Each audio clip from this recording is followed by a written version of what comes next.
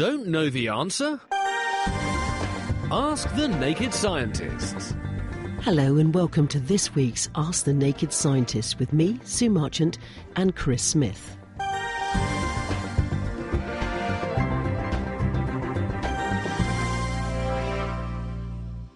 You love the world of science, so what's rocked your boat this week? There's a very interesting paper published this week in the journal Cell. It's by researchers at the University of Texas. This is Andrew Piper and his colleagues. And they've been looking at the problem of how to make new brain cells. Now, the world of brain science has been rocked in the last 10 years or so because scientists had thought that the brain couldn't make new nerve cells. What you were born with had to last a lifetime. But then a number of experiments got done where people started to inject various chemicals that could label cells that were growing and dividing. And they were really gobsmacked when they saw that the brain still, nonetheless, despite this claim that nerve cells couldn't be made in adulthood, in these individuals who were often sufferers with cancer, actually, and were given drugs that could label up cells for various other reasons, they found new nerve cells being born in the brain. And it's now become a mainstream area of research that the brain can make in limited areas of the nervous system new nerve cells. And what's really interesting is that these new nerve cells appear to be able to promote recovery of certain bits of the nervous system. For instance, if a person suffers with depression, when you give them an antidepressant drug like Prozac, what this appears to do is to increase the numbers of these new nerve cells that get made, and the ones that survive. It increases the number that survive and then wire themselves into the nervous system. So it's almost like the brain is repairing itself, and you make that repair better by giving antidepressant drugs. Well, researchers are wondering whether there are other ways that you can promote and provoke the survival of these nerve cells to treat other disorders, like, for instance, Alzheimer's disease, which is caused by the loss of nerve cells in an aging brain. And what this group of researchers at the University of Texas Southwestern Medical Center have managed to do is they started with 200,000 individual drug molecules, which they rationalized down to about 1,000, and they then began putting these chemicals into the brains of mice and then measuring how many new nerve cells were produced in these mice and how many of them survived. And they found this chemical, which is called P7C3. It's got that name because it's an experimental compound, but this chemical can strongly promote the survival of these new nerve cells in the brain. And they were able to show that in old animals, because just like humans, if you take a rat and make it elderly, it suffers a loss of memory and its cognitive processes become a little less good. If you put these animals on this agent, which you can give as a liquid they can drink, then it significantly improved their cognitive function, much better than animals that were controls, that weren't treated. And this strongly suggests that we might be able to use an agent like this to treat people who have problems like Alzheimer's disease. So rather than just chemically manipulating the brain, a bit like a sticking plaster, which is what anti-Alzheimer's disease drugs do at the moment, we might be able to use these kinds of chemicals as a sort of cellular replacement therapy, because they boost up the number of stem cells that turn into nerve cells in the damaged brain, therefore making good some of the damage. Starting off with our questions, could Dr. Chris explain why is a digital radio or TV broadcast some 3 or 4 seconds behind the analogue signal of the same broadcast, and when the analogue signal is turned off for good, how will we receive an accurate time signal? Or maybe it will be news at 10 and a bit. Chris? There is a very significant delay in digital processing. And that's because of that word P, processing. In order to make a digital radio or television signal, what you have to do is you take the analog signal, this is quite literally the waves going up and down the electrical signals in wires, and you take a special computer system that is a bit like if you were to go to the beach and measure the heights of the waves against the pier, and then write down those heights very, very quickly, many, many times a second. From the numbers you'd written down, you could go away and draw a graph recreating every single wave on a piece of graph paper. Well, that's what the computer program does. It takes the analog wave signal, the sound waves going into electrical waves, and it converts them into a digital signal, a digital representation, a system of noughts and ones of that original analog signal of my voice, for example.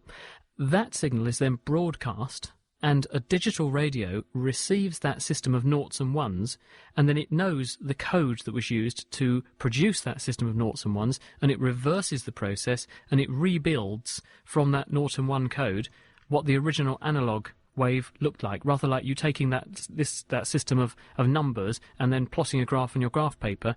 It's doing exactly that with the radio, so it turns it back into an electrical signal which has got waves, analog waves, and that's then fed to a speaker which turns those electrical waves into sound waves that you can hear. Now, because of the processing, because you've got to run that through a computer system to turn it into that digital pattern and then decode it out of that digital pattern and turn it back into analog again, there's all those extra processing steps, and this adds a delay. And that's the delay that you experience. And that does mean that if we broadcast the time pips in analog, they'll arrive nearly instantaneously, but minus a little bit of processing in the radio station, obviously. But then there'll be a bigger delay for the digital, because there's the additional steps that are involved in getting them out of the computer desk and across the airwaves and then through your digital radio at the other end, and that's the processing delay. We have Tony from Westcliff on the line. Hello, Tony. Good evening, ma'am. Good evening. What's your question for Dr. Chris? Well, there's a very interesting thing all about jet engines on television the other, but I still don't quite understand how they propel the aircraft along. Do they blast out the back or what? Hello, Tony. I suspect you were watching Rolls-Royce, one of our blue-chip British companies. And Rolls-Royce don't just do cars. In fact, the big arm of Rolls-Royce is the engine, the jet engine. The cars are actually manufactured under licence by a different group. Rolls-Royce chiefly focus on aero engines, and they make some of the best aero engines in the world. And there was a programme on BBC Two the other night which was looking at the technology, the incredible technology that goes into the engines that Rolls-Royce build. And I suspect that's what you were watching. That was it, yeah. The way in which a jet engine works, Rolls-Royce tend to put it in 3 words, because I was up at their museum the other day. They have a wonderful museum of aviation and the aero engine, which is just wonderful to walk around. It's up in Derby. And they have this big blow-up of a jet engine, and they say, basically, it's suck, squeeze, bang, blow. So there's sort of 3 or 4 processes going on here. At the front end of an engine is a very big set of fan blades. These draw in an enormous amount of air. Some of that air is squeezed down inside the engine through a system of progressively smaller turbines which compress the air very, very hard. And because it's being compressed very, very hard, it gets very, very hot, rather like you putting your thumb over the end of a bicycle pump and squeezing it, or identical to the way a diesel engine works. When a diesel engine has a cylinder full of air and the piston comes up, it squashes the air, it gets very, very hot, and then when the fuel is injected, it ignites. That's exactly what an aviation jet engine does. You squirt fuel into that highly compressed, superheated air. The fuel burns very, very quickly, and this leads to a very big increase in volume of the gas, because the temperature goes up and the energy of the gas molecules goes up, and therefore the pressure of the gas molecules goes up. Therefore they try to expand. They do that backwards out of the engine, and this throws the air out the back of the engine at very high speed, creating thrust. But what it also does is it creates some rotary motion in the engine, which is used to drive that fan at the front end, and the fan at the front end isn't pushing all of the air through the engine. The fan at the front end is also pushing some of the air past the engine. So a lot of the air that the fan moves is also contributing to thrust. So the engine is effectively moving the plane in 2 ways. And that's basically how a jet engine works. Would they work in space? Well, unfortunately not, because, of course, the engine is drawing in air and then throwing that air out the back, plus some more volume at very high speed. And if there's nothing for the engine to suck in, then there's not much for it to throw out the back. Thank you very much, Doctor. Thank you, Tony. Very interesting. Take care. Bye-bye. Bye-bye, sir. Bye-bye. Let's go to our next one now. Now, thunderflies. Brian in Tiptree in Essex says, where do the thunderflies come from in this weather? And why aren't they around any other time? They just seem to come in this time of year. That's from Brian in Tiptree in Essex. Chris? Well, there are several types of things around at this time of year that fly and land on us and make us itch. The thing we're calling a thunderfly is a thrip. And the other kind of thing that's around at the moment are lots of herbivorous little beetles. I know that Suffolk have had some problems with those in recent days. These are plant-consuming animals, and they would normally be sitting happily on crops. And the reason they take to the air is because if they have a population boom, because there's lots of them, and the food also ripens and they run out of it, then they start looking for other sources of food, so they take to the air. They're often attracted to bright colours or moisture, and so as a result, they end up landing on us. And because they're so tiny, they, of course, get into all those nooks and crannies in your clothing and everything, and they make you itch to death. I actually rang a colleague of mine called Ian Burgess, who is from a company called Insect Research, and they're based outside Cambridge. And I was asking him about the plague of little beetles in Suffolk, and he made some very interesting observations about why these things do tend to come in boom and bust cycles. And one of the points he made was that actually the cold winter could well have had a lot to do with it, because many of these organisms pupate or hibernate in the soil over winter.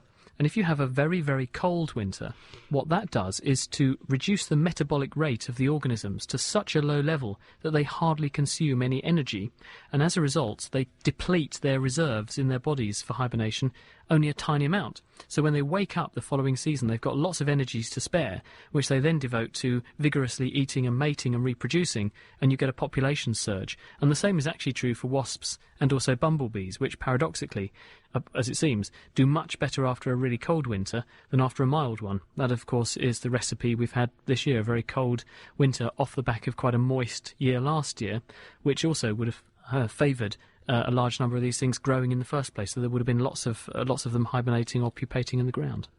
Dr. Chris from The Naked Scientist is here to answer your questions.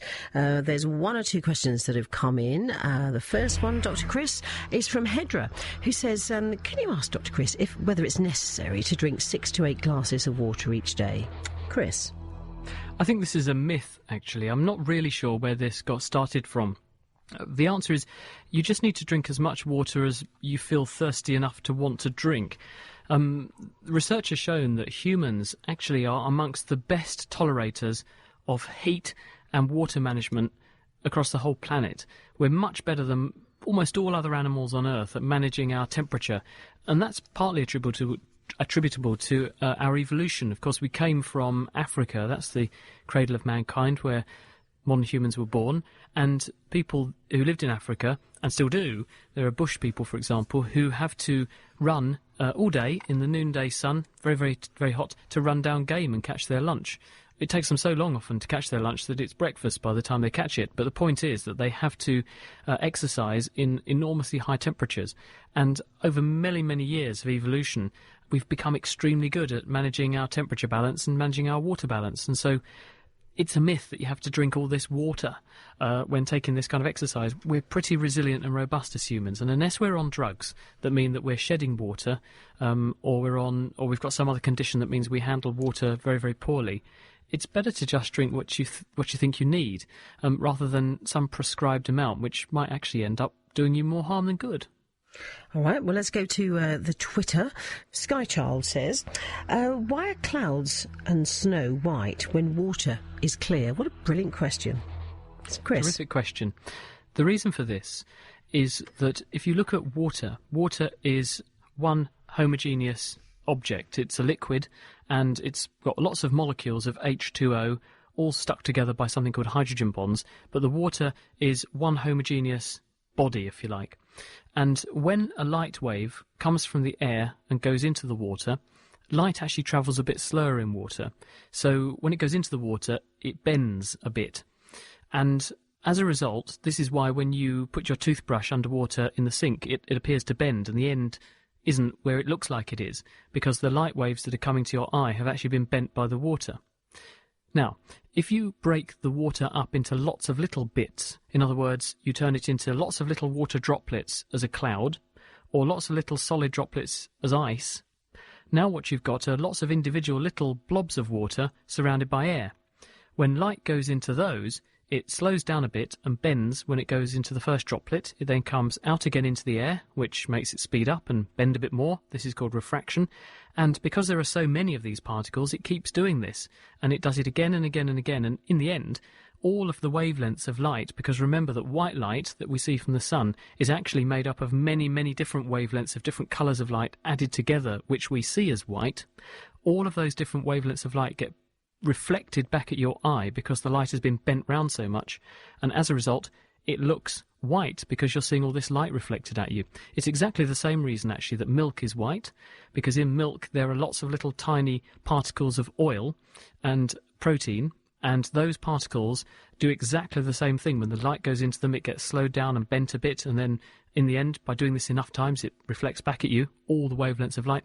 And the other trick is when you pour a capful of Dettol into some clear water and it goes white, because the Dettol produces lots of tiny little oily blobs in the water, and those tiny oily blobs do exactly the same thing, just like milk. The light goes into the water, into the oil particle, bending each time it does it, and eventually all gets reflected back at you, and that's why it looks white.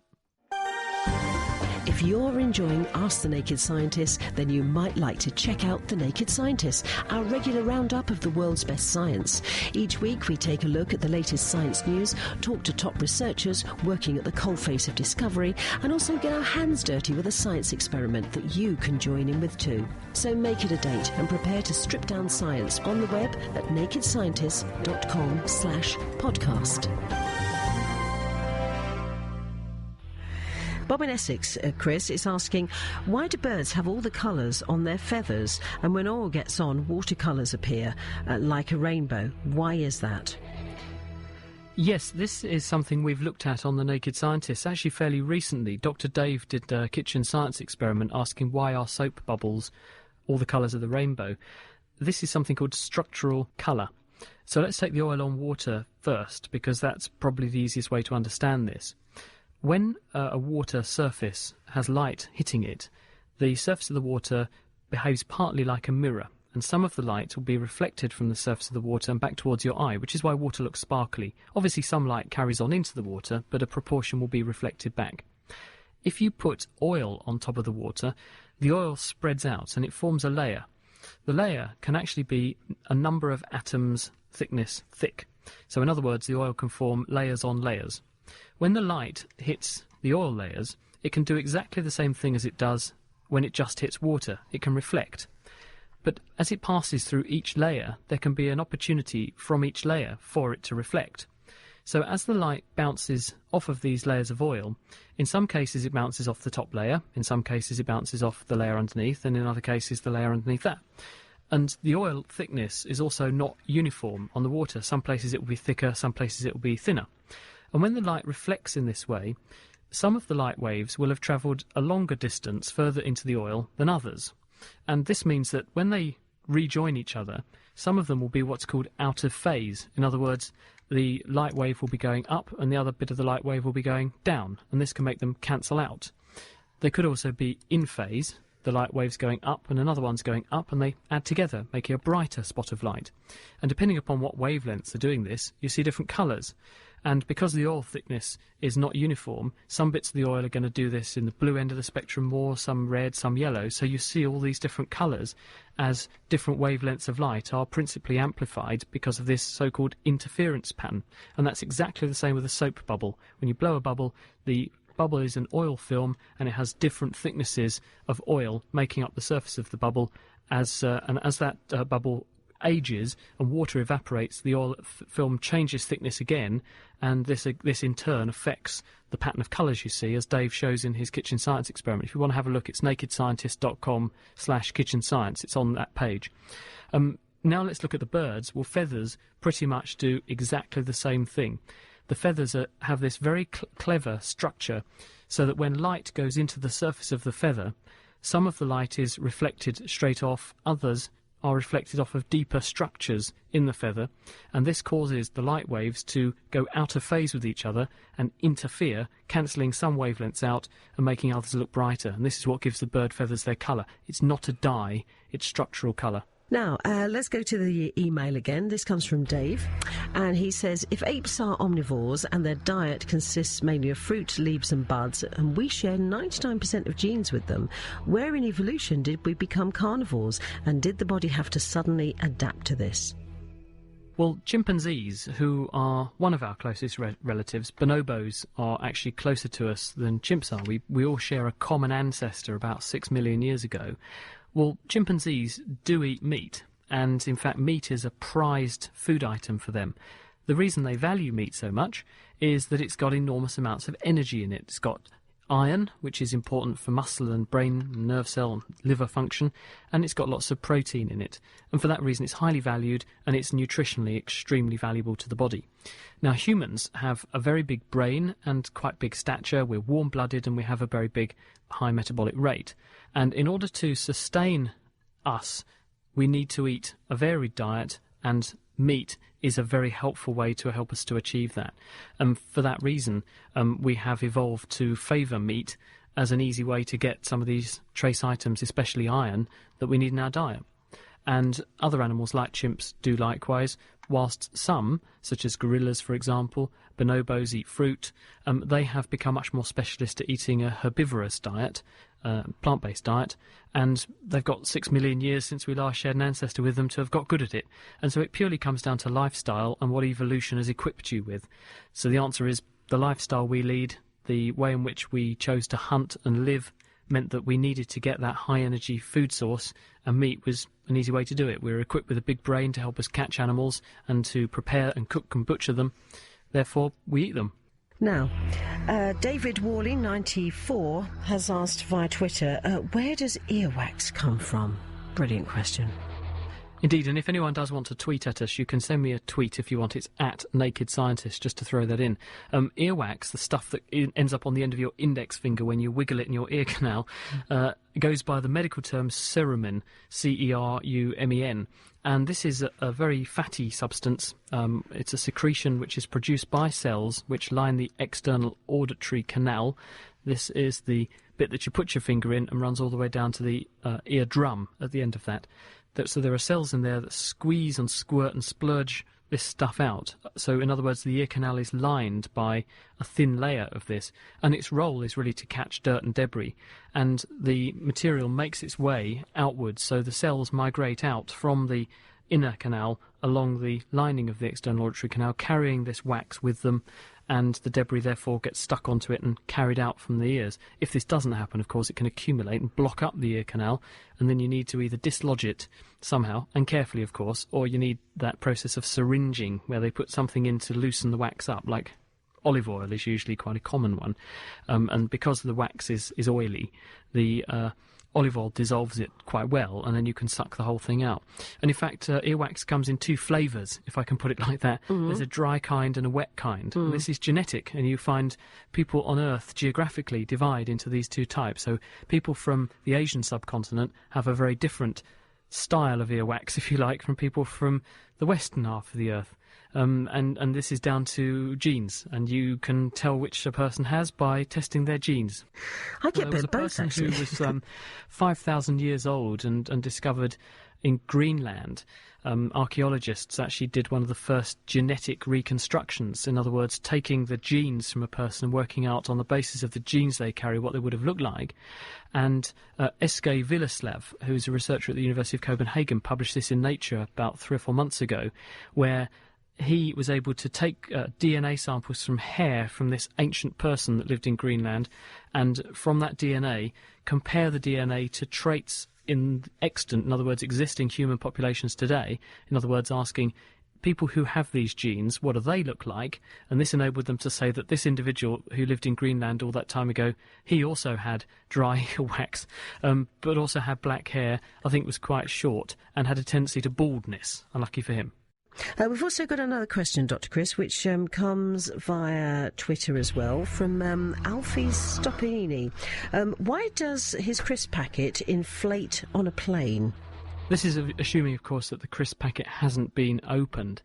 And the reason for this is that inside the crisp packet is a little bit of nitrogen. So when the manufacturers of the crisps make the crisps, they are packed in a nitrogen atmosphere, because nitrogen is very inert. It's very hard to make nitrogen react with things, and therefore it's an excellent gas for preserving things, because it doesn't support metabolism. So bacteria and fungi, they can't use it to respire, but at the same time it provides padding around the food. So the bag is kept semi-inflated, which preserves the integrity of the food, so your brittle crisps don't get crunched up. But that nitrogen will be added to the bag at sea level-ish, and therefore the pressure will be about 1 atmosphere. When you go up in the aeroplane, though, the aeroplane cabins are pressurised, but they're not pressurised to sea level, they're pressurised to about 7,000 feet. And the benefit of that is that then it's a toss-up for the aeroplane between not putting too much pressure on the inside of the aeroplane, which would mean that the hull would have to be stronger, and it would also be heavier, and this would impact on the economy of the aeroplane. So 7,000 feet is a good toss-up, but that means that the Chris packet is now feeling a lower pressure in the environment around it. So the gas that was put into it, which occupied a certain volume at sea level, now feels less pressure pushing in from outside from the atmosphere, so it expands, and this is what makes the Chris bag swell up. And you might notice the same thing with bottles of mineral water, for example. If you were drinking from a bottle of mineral water up in the air and you put the top on, when the plane lands, the bottle is squashed almost flat in some cases when the plane lands, because the air pressure goes up, and this applies increased pressure to the outside of the bottle. The gas inside is at much lower pressure, and as a result there's a net squash on the bottle. Now let's go to Mike, who asks, are we any closer to finding a cure for malaria? And while you're talking about it, what actually is malaria? Chris? Well, malaria is probably one of the worst infectious diseases in the world at the moment, in terms of sheer physical numbers. There are 500 million cases of malaria every year, 70% of those in children, so the vast majority of them affect young children, often fatally, and the death toll is about 3 million a year. Again, 70 to 80% of those are children. Children being a bit more vulnerable because they're just vulnerable anyway, they're smaller, and they haven't had a chance to build up any partial immunity, which successive bouts of malaria will give you, and therefore they're more likely to succumb when they're little, as a self-fulfilling prophecy, really. Malaria is a parasite. It's a parasite that lives in the blood. So if you have someone who's suffering from malaria, and there are a number of different types, there are 4 different species of malaria, there are 4 different families of malaria, but if you were to take a blood sample from someone who had malaria, what you see is this little tiny object which is inside the red blood cells. And quite a high percentage, several percent of the red blood cells in someone who's seriously infected will actually contain these parasites. And they set up little factories inside the red blood cell where the parasite will mature. They break down the hemoglobin, which is inside the red blood cell, and use it for food. And in the process, they produce various waste products, which they dump out into the bloodstream. And the reason malaria is so bad is because it winds up the immune system, which is why you get a very bad fever. It damages red blood cells, making someone anemic, which is bad news as well. But also, it creates the expression on the surface of the red blood cells of sticky molecules, a bit like cellular Velcro. So when these red blood cells are going through the circulation, they stick onto the sides of blood vessels. And if very large numbers of red blood cells get affected, then you can end up blocking up blood vessels, and this can happen more often in the brain, and you get something called cerebral malaria, and it causes the equivalent of having a stroke almost. The pressure inside the head can go up and brain tissue can be harmed, and it's a common reason why people die with malaria. In terms of treating it, there are some very good drugs. The best at the moment are artemisinin-based agents. Artemisinin is also known as Chinese wormwood, and this herb, or natural remedy, grows a lot in China, hence the name. And it turns out that it's got very potent anti-malarial activity. So there are a number of companies who are making anti-malarials based around that substance at the moment. But the real holy grail is to try and come up with a vaccine. And this has proved elusive up until now for various reasons. The parasite remains well shielded from the immune system. It hides inside our own cells. And it's been very difficult to get a good enough response from the immune system to the parasite. And perhaps one reason for that is that the people who appear to be most vulnerable to infection with malaria, it turns out, may actually have an immune system that welcomes the parasite to a certain extent. The reason being, there was a paper published in one of the medical journals last year, PLOS, I think it was PLOS Pathogens or PLOS Medicine. They were able to show that a number of children born to mothers who caught malaria when they were pregnant, because those children were being exposed to antigens, in other words, the surface markers of malaria, while they were developing inside their mothers, the immune systems of these babies thought that these malarial markers were part of their own body, and so the immune system was programmed not to react to them. And as a result, when the children were born and then caught malaria themselves later, the immune system didn't respond very well to the malarial parasite, because it thought it was friend, not foe. And so many of the casualties probably are amongst those risk groups in people who have this phenomenon going on. So that might be an additional challenge in making a vaccine work, because many of the most at-risk individuals who we want to vaccinate may already have an immune system that doesn't really much dislike malaria. Is it difficult to diagnose? Very easy, actually, because you just take a blood sample and look at it under a microscope, and you can put a certain stain on, or just, in some cases, just smear the blood across a microscope slide and put a cover slip on and look at it, and you can physically see the parasites inside the red blood cells. And trained cytologists and pathologists, laboratory workers in hospitals, they'll be examining in Addenbrooke's Hospital in Cambridge many of these every year, because when people return from the tropics with a temperature, the first thing we tend to think of is, well, have you excluded malaria? And looking down the microscope can often tell you all you need to know. Not always, but quite often. That's it for this week. Our doctors will be back with me next week for more Ask the Naked Scientist. But don't forget, you can also catch them on the Naked Scientist podcast, which you can find on the Naked Scientist website, www.nakedscientist.com. The Naked Scientists are sponsored by the Wellcome Trust, the EPSRC and UK Fast. For more information, look us up online at nakedscientists.com.